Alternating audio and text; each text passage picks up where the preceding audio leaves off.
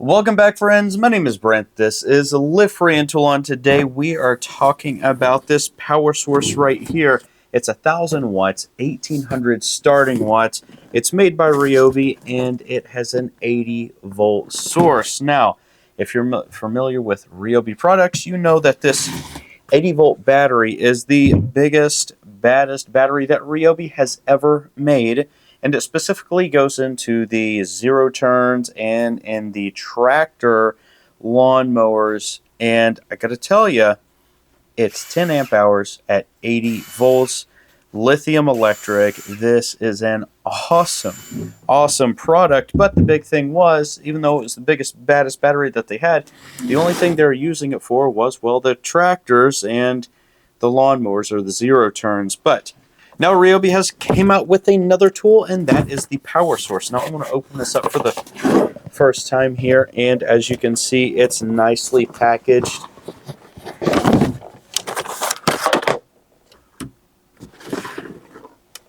And this is what it is. It's tiny, and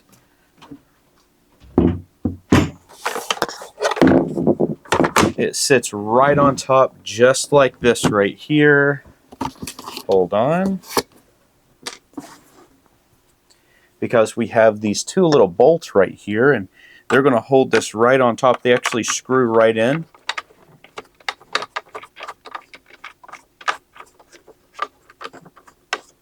And if you buy one of these, it actually has this little bitty clip right here that's going to be hard to see. And all that does is that holds the two wires together, so this doesn't flop around and just kind of keeps the wires together. So that's just fine. The next thing that we got to do is we're going to take this and we're just going to plug it right in.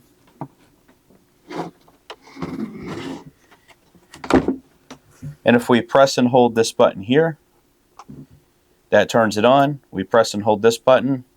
This turns in the AC, and you're good to go. Now, like I said, it has 18 starting, 1,000 running. But if we take a look at some of the other things on here, you do have a USB-C that is a 60-watt output. Then you have USB-A's right here, and these are 18-watt fast charging outputs. So that's pretty standard, but you got, see, you got two of the USB-A's, one of the USB-C's.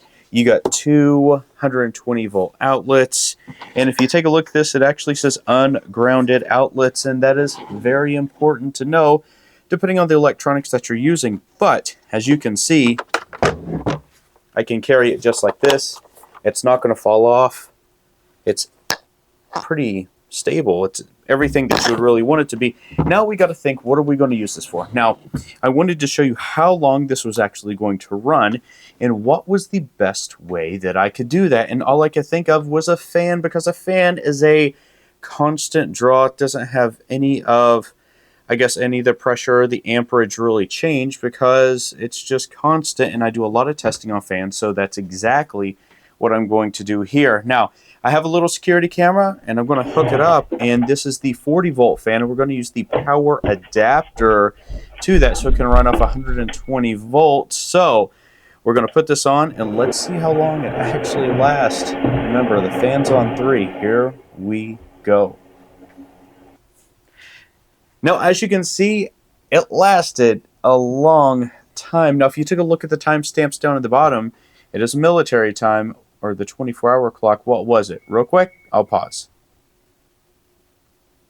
Hopefully you did some math and you found out it was about 10 hours of runtime. That's on 3. That's actually really, really good, I would think, for this. Now, the constant draw that you saw in there, I think, was right around 50-ish or so watts, but like I said, it worked out just fine. I wanted to use a constant drain, unlike a drill or some of the other things that really pump up and down the wattage draw. And I was actually pretty happy with that.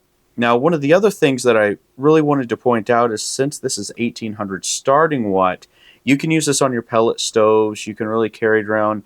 You can use it on some of your lighter heating systems. You're going to be able to use it on your networking, TVs, refrigerators. That's a big one. It's good for refrigerators. You can use it on a lot of stuff. You need to take it on a little trip.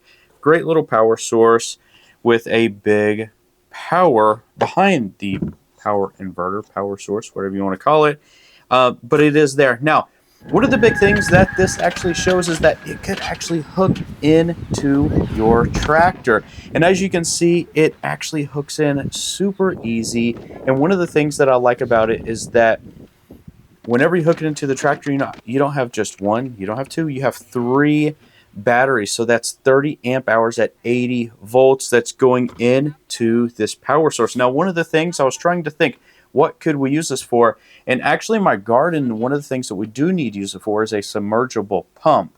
Now, that works out because I always have a little submergible pump that's sitting out there, and I don't always have my 18-volt submergible pump handy. And this is a 1/2 horsepower submergible pump, so it kicks the power pretty good. I'm telling you, I needed to get the pressure out, and if I need to drain my 550-gallon tanks, that's something I really need to do. But as you can see, it worked out perfect.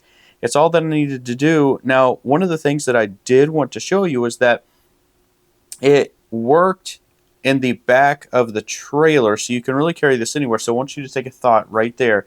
What else are you going to use this in the middle of the yard that you really need a power source for? Maybe something you didn't think that you needed, or maybe you had to run an extension cord. Maybe this is the new solution for that. Use your imagination. What are some of the things that you think that you could actually do?